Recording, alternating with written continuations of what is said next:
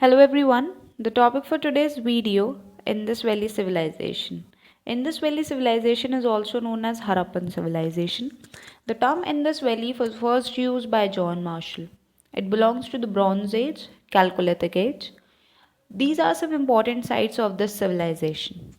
So now I'm going to tell you about the town planning, trade, agriculture, religion of this civilization. So let's first talk about the town planning. So Harappa and Mohenjo-Daro were the capital cities of the civilization.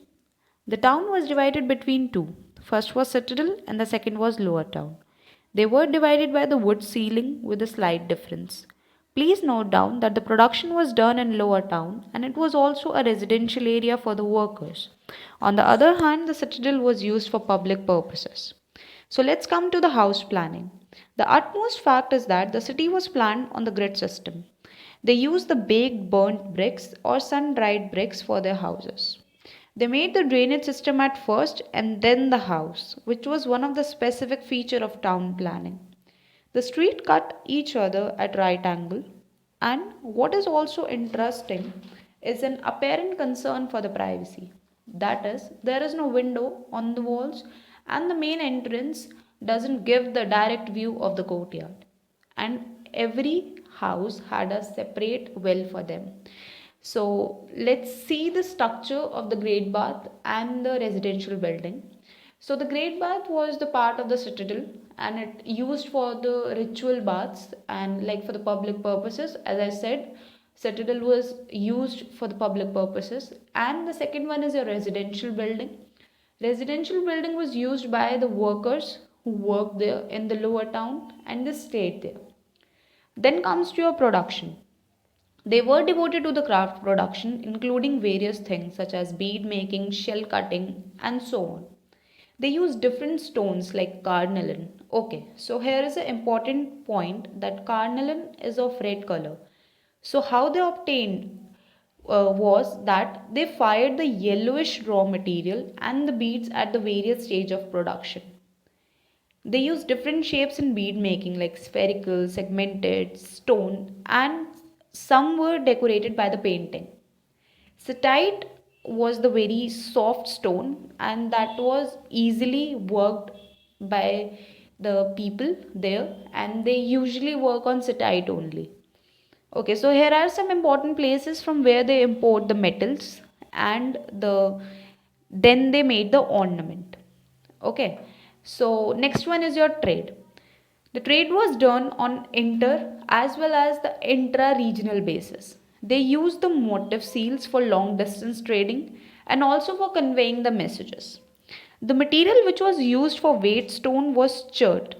The weight were used for exchange materials and they were in the cubical shape. Like Nageshwar and Balakot were specialized for the shell objects such as bangles, ladles.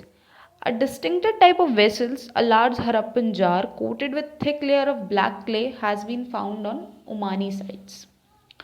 So Harappan seals were the most prominent one when the discovery of Harappan was done. Harappan seals usually have a line of writing, probably containing the name and the title of the owner.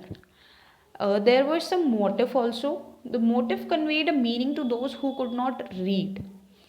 It is apparent that the script was written from right to left, as some seals show a wider spacing on the right and cramping on the left. So there were some variety of objects on which writing has been found, such as seals, copper tools, terracotta tablets, and even in ancient signboards. There may have been writing on perishable material too. Comes to the agriculture. It was very prominent occupation in which the people of Indus were engaged. Wheat and barley were the main crops. Indus people were the first to grow the cotton. They used plowing methods for the agriculture. They did it with the very different tools and they used to grow two different crops together for more production and they use mainly the domestic animals for their agriculture purposes. So now the religion. In this valley, religion is a polytheistic. The terracotta figure of woman with the heavy jewelry regarded as a mother goddess symbolizing the fertility. So the interesting fact is that they do not worship in temples but they worship the nature's creation, such as plant motifs, animals, trees, and so on. A figure of male god in a seated yogic posture is regarded as Shiva or Rudra, surrounded by animals. The remains in the relic reveals the Zulatry, and then comes to the end. In 1800, it all get abandoned. There were many reasons stated at the end of the civilization, such as flood, heavy rainfalls, drought, some conflicts between the kings and the priest.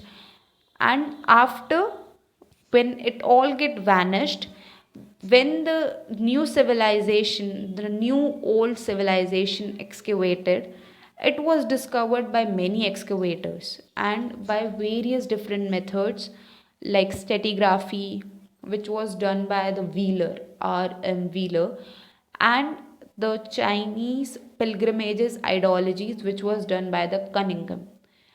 And the Marshall was the one who discovered the name Indus to the world.